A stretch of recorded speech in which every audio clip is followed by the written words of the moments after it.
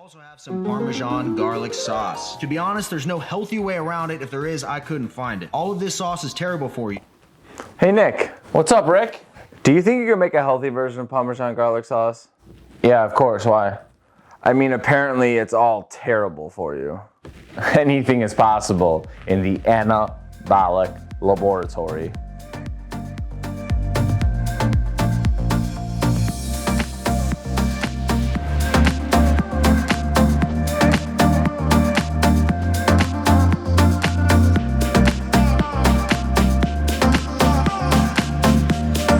Last night I had a dream that I made delicious garlic Parmesan wings that were low in calories yet high in protein that I could eat every single day.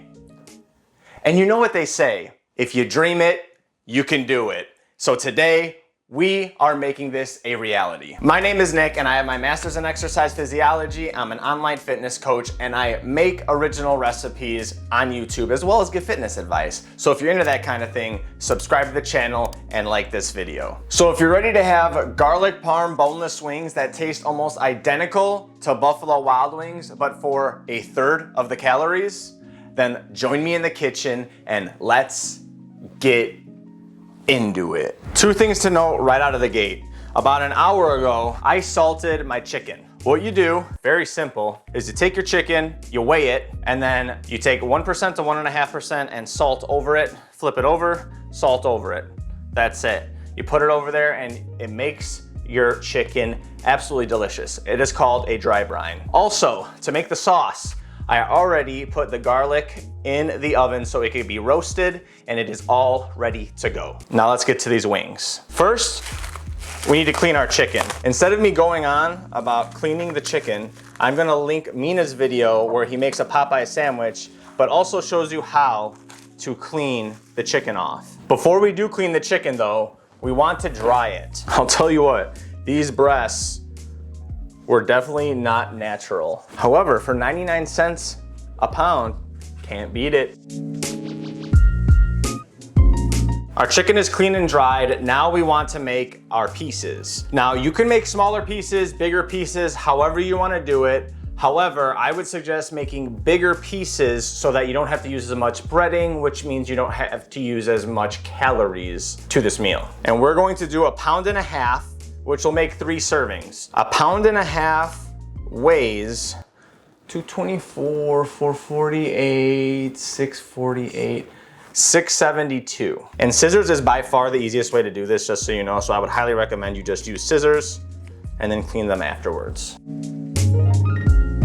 Our chicken is cubed, ready to go, ready to be breaded. Now, I have this better breader. If there was one thing I would recommend that you buy besides a Ninja, because Ninja is huge, is this. I was doing this by hand at first, and the more pieces that you have of whatever, whether it's a full chicken sandwich or it's nuggets like this, it takes longer. With this, I can put a bunch of them on here, shake it up, and it's ready to go. And this was like $16 or $17. Well worth it. Well worth it. Am I an affiliate for Amazon? Yes, but even if I wasn't, and I only make pennies on the dollar here, I would recommend this. This has been a game changer and it saves me about half an hour to 45 minutes doing this. Highly recommend. We're gonna start by adding our flour. I use 60 grams in the actual measurement of calories. However, you lose a lot that sticks to the sides and holds to the sides. I measured all that, weighed all that out. I'm gonna put in 70 grams, but I'm only counting 60 towards the calories. With this, the cornstarch, I'm gonna do the same thing. I'm gonna put 5 extra grams so that it accounts for all the stuff that sticks to the sides and is left over afterwards. So we will put 70 grams inside of our better breader. And now we'll put 20 grams of cornstarch, which I only add 15 in my actual calories when I make the recipe in my calorie tracker. 1 gram of chili powder, 2 grams of cumin, 2 grams of paprika, 3 grams of onion powder. And if you're missing one of these ingredients, it's not gonna be do or die at that point. Obviously flour is the most important, and cornstarch, but if you're missing like chili powder, that's okay. It's still gonna work and it's still gonna taste great. 3 grams of garlic powder, 3 grams of salt. I'm using sea salt. You could use iodized salt, doesn't matter. 2 grams of black pepper. I prefer freshly cracked. I had to spin the thing about 80 times, and when I ran out of my black pepper where I manually had to spin it, I bought an automatic one. If you don't do this that often, you don't have to buy an automatic one, but for convenience, I'm gonna use this, and like I said, 2 grams. God, that's so much easier. Now we are done with our dry mix. I give this a good mix around. You could do it with the top on too. The only thing that I don't like about this is it does take a second to line everything up. It doesn't like click into place like it says. There's a little bit that'll be hanging. And once you hear that click, you know it's in place. Because I shook it a couple of times when it wasn't in place and I made a mess. Our dry part of the dredge station is ready to go. Our wet station is very quick. We have 2 eggs, 1 full egg, 1 egg white. You could use 3 egg whites if you want. Again, I'm trying to build flavor. Fat equals flavor, so I want to leave 1 of the yolks in, but that's up to you. We're also going to add our Fairlife or whatever fat-free milk you want. And if you've gotten this far in the video, just do me a favor and like the video. It goes a long way. Subscribe if you want as well, if you're feeling nice. Now we're just gonna whisk this thoroughly. And what I showed in my McChicken recipe, what I like to do is get some of this flour mix onto a plate so we could top it separately and so we don't lose as much flour and all that sticking to the sides and the top of this actual basket. All we have to do now is load these bad boys in here. And now we give it a good mix. I like to go up and down and then I actually flip it over and go back and forth. It takes me about 30 seconds to a minute to do it. But we're doing this all in one versus having to go one by one and then dipping them into the wet mix one by one. Trust me, it saves a lot of time. One thing I will say is it doesn't coat as good as when you push your fingers into the crevices with the dry mix, but it does about 90% of the job. So yes, you're gonna have some that isn't covered inside of here. You can do it manually if you want, but it really just is such a great time saver. It's worth every penny to me. Get every one of these in the wet part of the mix. And this is an optional step. If you have a tray that's lifted off, I would get the chicken mixture wet and just place them right onto the rack, and then anything that will drip off will drip onto the bottom of the pan instead of it dripping in here and it clumping up and then it not sticking to your chicken. As you can see, we have extra wet mix. We also have some that's dripped onto the pan. So once again, I weighed everything out. I don't count everything into the calories. I take some of those away because we don't use it. So all we have to do now is lay these in here one by one and get them all covered. Now remember, I put this flour off to the side. I'm gonna use this and try and cover the tops of all the chicken. So when I'm shaking it, it all doesn't stick to the top and I don't have a bunch of flour sticking to the top here. Now we got them all in there. We cover them up and we bread them all at the exact same time.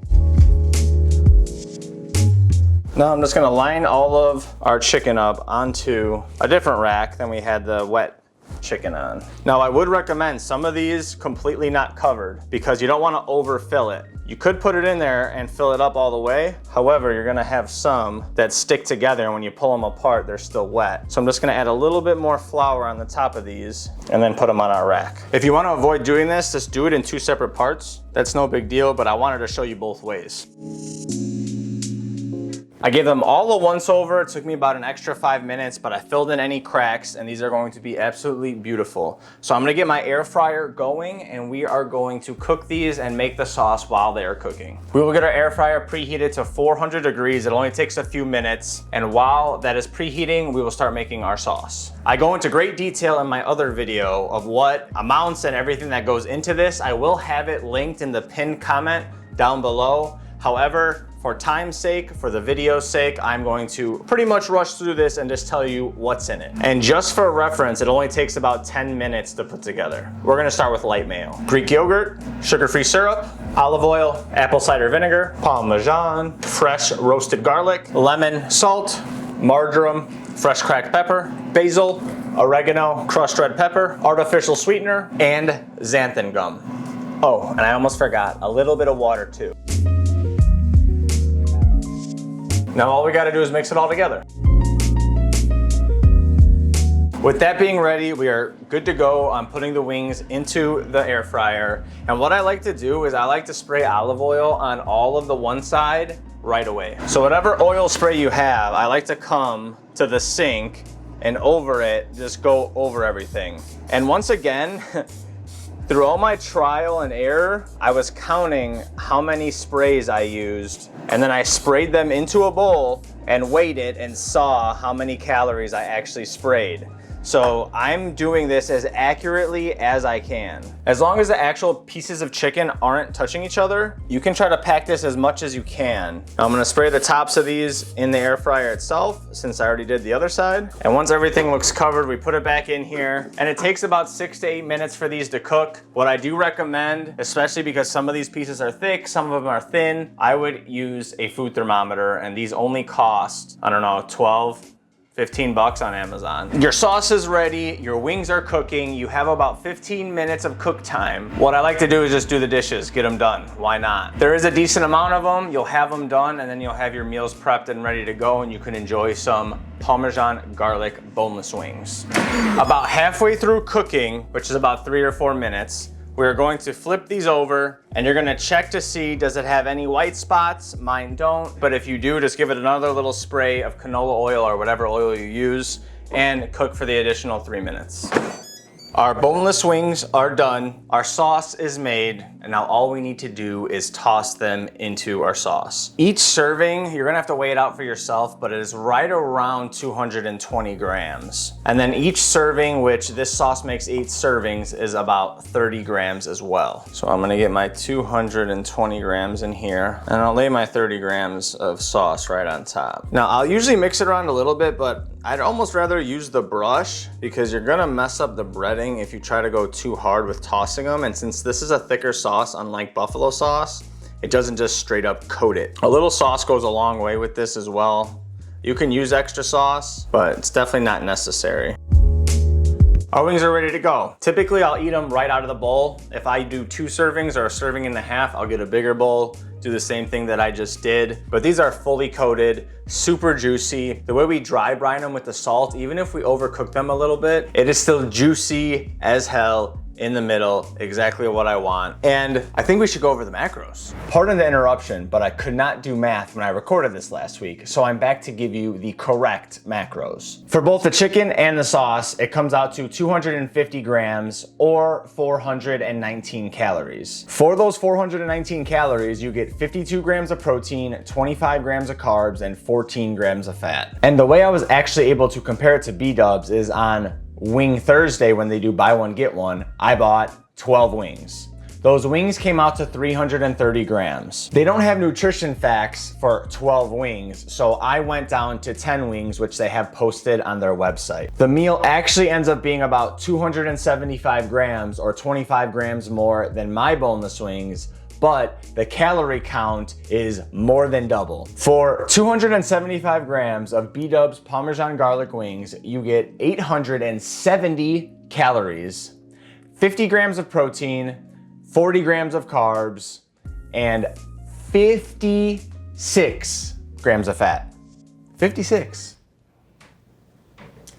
That's crazy. Not only that, but you get less protein for more than double the calories. What more could you ask for than that? When you put these into the fridge, they're gonna become, I'm sure you've seen it, something breaded that you put into the fridge, it comes like soft and wet and almost like there's no way you could bring it back to life. I promise you, I've made this tons of times trying to experiment, and when you put it back in the air fryer, you still think it has no damn chance of recovering, and you pull it out and it looks just like we made it right now. It's incredible. The air fryer is definitely a great investment to make. So if you do meal prep it, don't think that you can't do this recipe just because you meal prep it and the breading gets soft when it's in the fridge. Okay. ExerciseForCheatMeals.com for coaching, more copycat recipes on the way, and more fitness tips on the way as well to help you stay on track, lose weight, and get to your goals. But until next time, I will see you in that next one. Deuces.